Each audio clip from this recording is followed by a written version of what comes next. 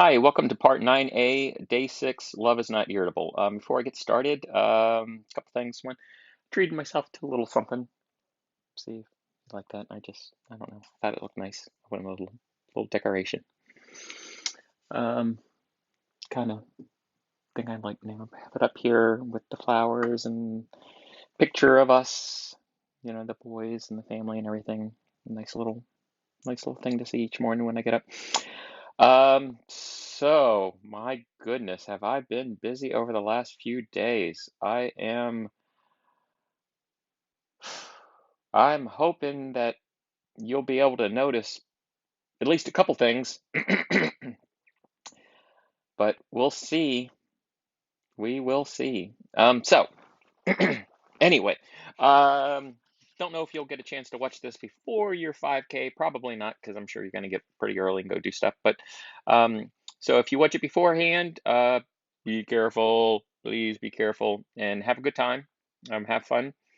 If you did it afterwards and you're watching it, then as long as you're not watching it from the hospital, then great job. If you are watching it from the hospital, then I will be there shortly. Somebody better tell me. I will be there. That is for sure.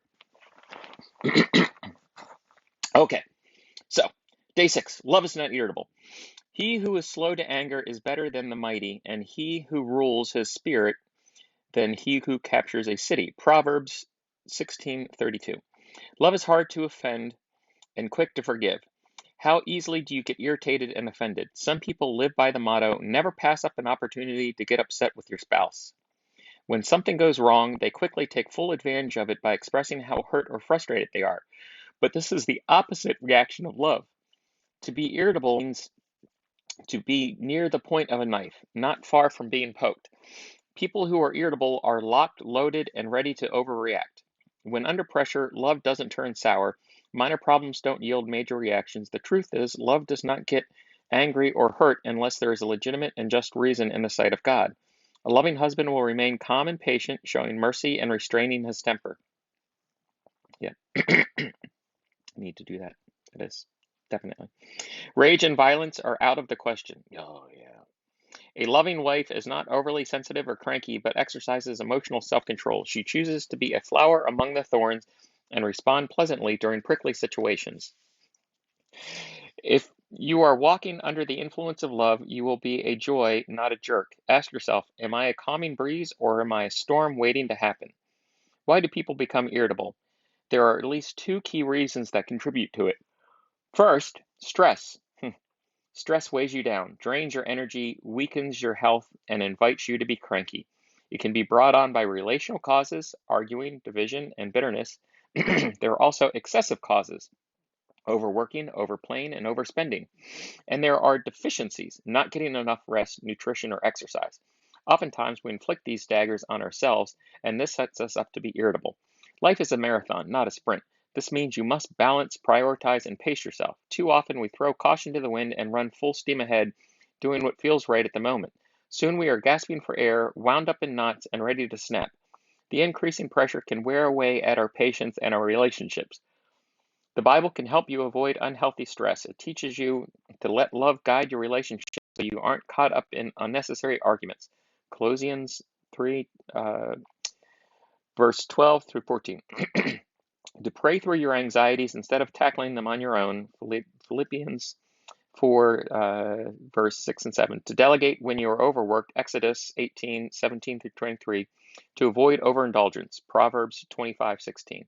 It also exhorts you to take a Sabbath day every week for worship and rest. This strategically allows you time to recharge, refocus, and add margin or breathing room to your weekly schedule. By establishing these breaks in extra spaces, you will place cushions between you and the pressures around you, reducing the stress that keeps you on edge around your mate. But there is a second, deeper reason why you become irritable: selfishness. When you're irritable, the heart of the problem is primarily a problem of the heart. Jesus said, out of the abundance of the heart, the mouth speaks. Matthew 12:34. Some people are like lemons. When life squeezes them, they pour out a sour response. Some are more like peaches. When the pressure is on, the result is still sweet. Being easily angered is an indicator that a hidden area of selfishness or insecurity is present where love is supposed to rule. But selfishness also wears many other masks. Lust, for example, is the result of being ungrateful for what you have and choosing to covet or burn with passion for something that is forbidden. When your heart is lustful, it will become easily frustrated and angered. James 4, verse 1 through 3. Excuse me. Bitterness takes root when you respond in a judgmental way and refuse to work through your anger. A bitter person's unresolved anger leaks out when he is provoked. Ephesians 4:31. Greed for more money and possessions will frustrate you with unfulfilled desires. 1 Timothy 6:9 through 10. These strong cravings, coupled with a dissatisfaction, lead you to lash out at anyone who stands in your way. Pride leads you to act harshly in order to protect your ego and reputation. Fear of embarrassment causes overreaction. These motivations can never be satisfied, but when love enters your heart, it calms you down and inspires you to quit focusing on yourself. It loosens your grasp and helps you let go of unnecessary things. Love will lead you to forgive instead of holding a grudge, to be grateful instead of greedy, to be content rather than rushing into more debt. Love encourages you to be happy when someone else succeeds rather than laying awake at night in envy. Love says, share the inheritance rather than fight with your relatives. It reminds you to prioritize your family rather than sacrifice them for promotion at work. In each decision, love ultimately lowers your stress and helps you release the venom that can build up inside. It then sets up your heart to respond to your spouse with patience and encouragement rather than anger and exasperation. So, today's dare. Choose today to start reacting to tough circumstances in your marriage with love instead of irritation. Begin by making a list below of areas where you need to add margin to your schedule. Then list any selfish motivations that you need to release from your life. Okay.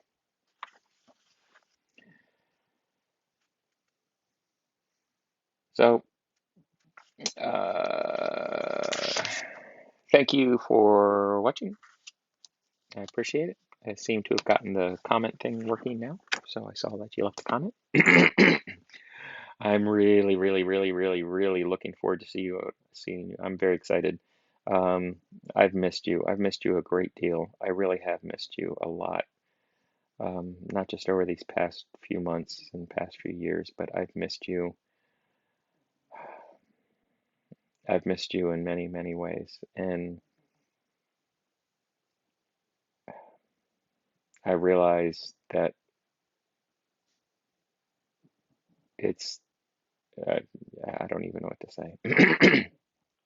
I'm aggravated at myself because I had many of opportunities to be with you, and I don't know what I was thinking. I wasn't thinking. I wasn't thinking, but I am thinking now. I love you dearly. I always will. I always will. You are an absolutely amazing person, wonderful and beautiful in every way. And I look forward to telling you as often as you will let me. Hope you have a lot of fun tomorrow and look forward to hearing from you. Bye.